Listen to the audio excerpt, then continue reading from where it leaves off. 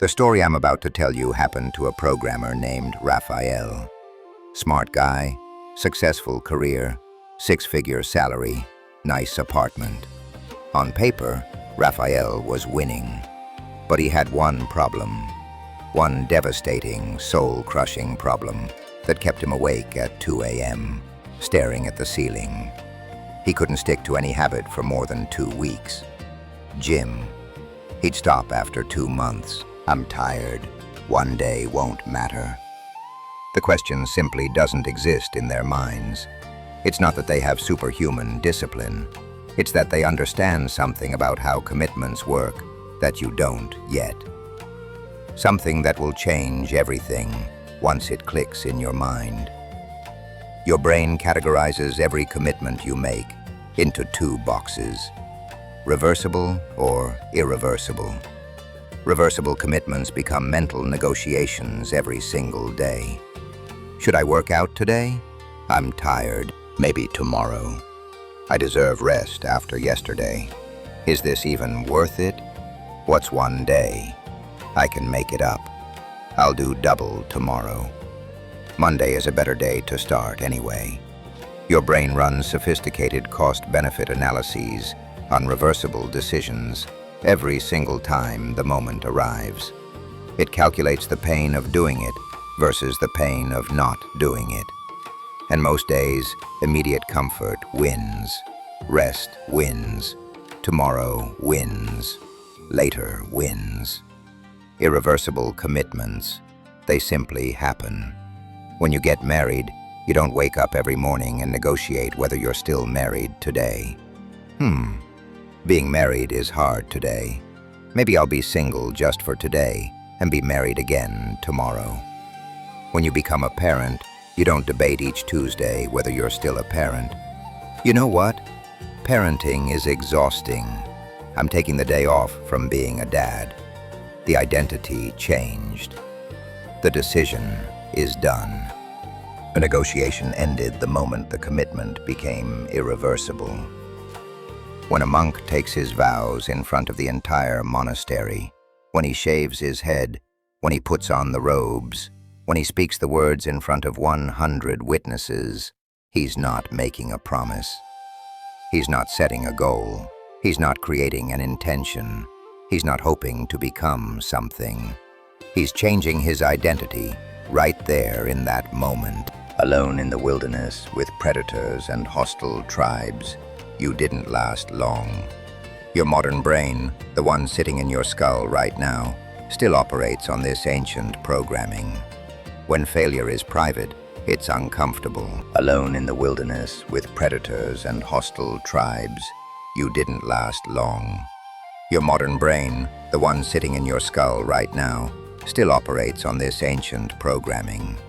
When failure is private, it's uncomfortable. You feel bad. You're disappointed in yourself, but you survive.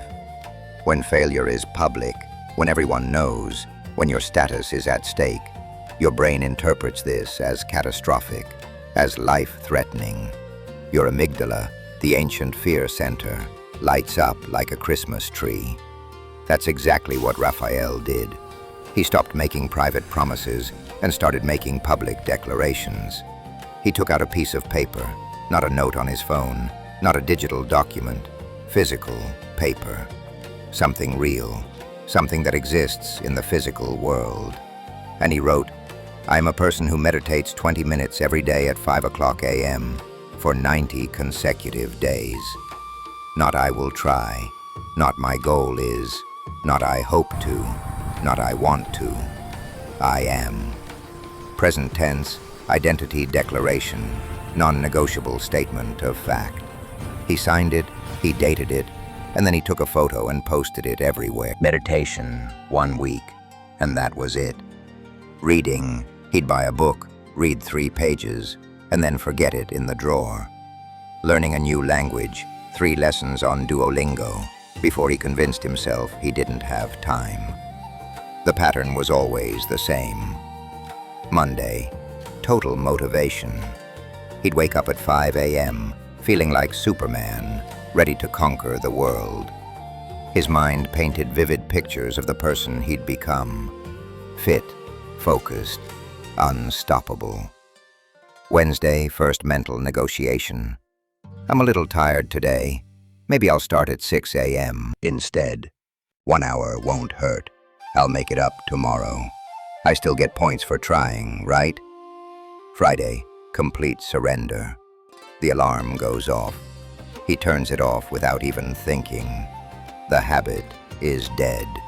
The dream evaporates like morning mist. Sunday promises about the next week. Monday, I'll start fresh. This time will be different. This time I'll really commit. I'll plan better. I'll be more realistic. But Monday comes, and the cycle repeats over and over and over again. A hamster wheel of broken promises. Rafael tried everything. Habit tracking apps with colorful streaks and achievement badges that made him feel productive without actually being productive. Reward systems where he'd treat himself to something nice after hitting milestones, except he never hit the milestones. Accountability partners who checked in on him every morning until they stopped because he kept letting them down. Motivational videos that pumped him up for exactly 48 hours before the effect wore off like a drug leaving his system. He read every book. That's over 800 years. Through wars, through earthquakes, through plagues, through everything, the bell rings. They wake up. No negotiation, no excuses, no gaps. Rafael sat there in the dark, blue light washing over his face, and thought, what do they know that I don't? The answer would completely destroy his old self and rebuild him into someone he wouldn't recognize. In Zen temples across Japan, there's a rule that seems simple, but changes everything once you truly understand what it means. Gyoji, literally translated, it means continuous practice without gaps. Without gaps. Do you understand what that means? Not just intellectually, but what it really means. He sent it to the family group chat. He told his girlfriend. He told his co-workers at the office. He told his boss. He told the barista at his coffee shop who knew his name.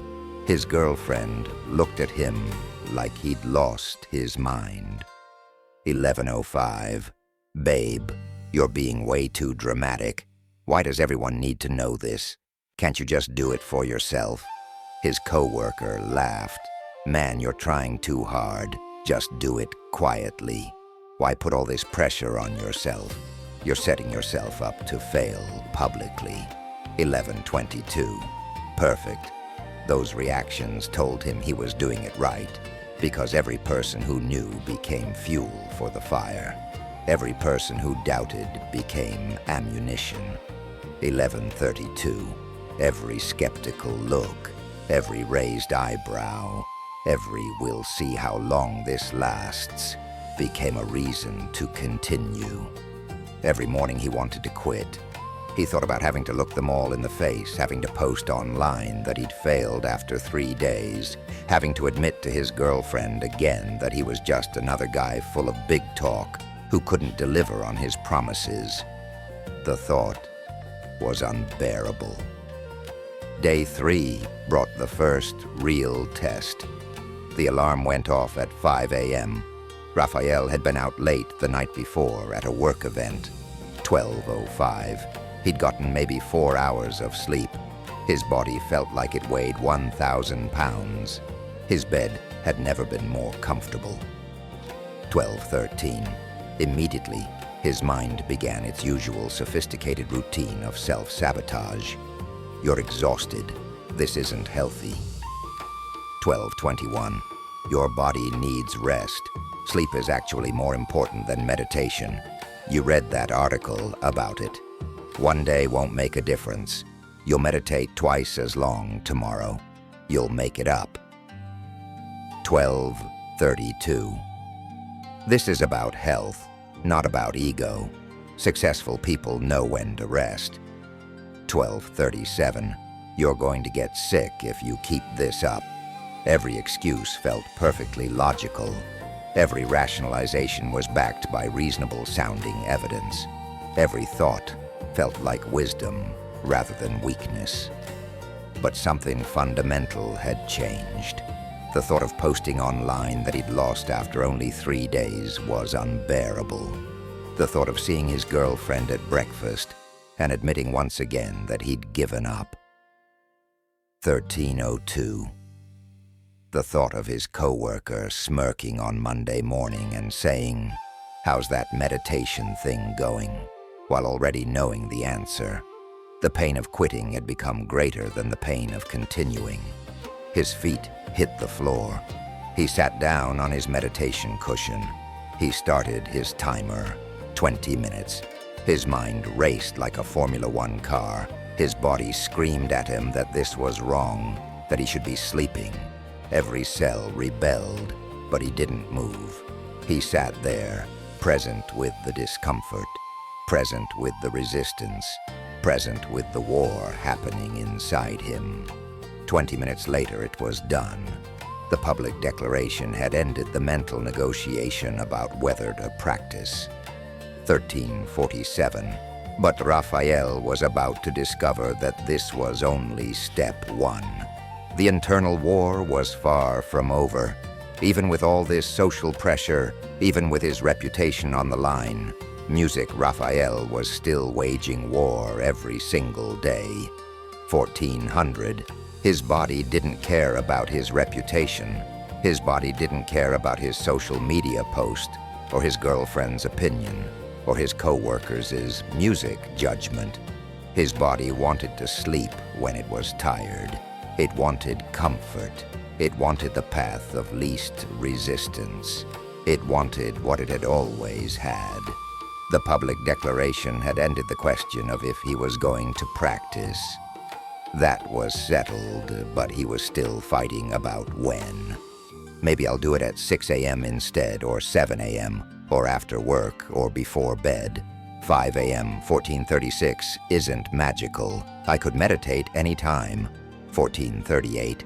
Flexibility is healthy. Rigidity is toxic. I should listen to my body. That's when he discovered the monk's second principle, non-negotiable hours. Every day you waste precious mental energy on the same stupid question. When will I do this? Now or after breakfast? 1457. Morning or evening? Before work or after work? 6 a.m. or 7 a.m.? This afternoon or tonight? Today or tomorrow?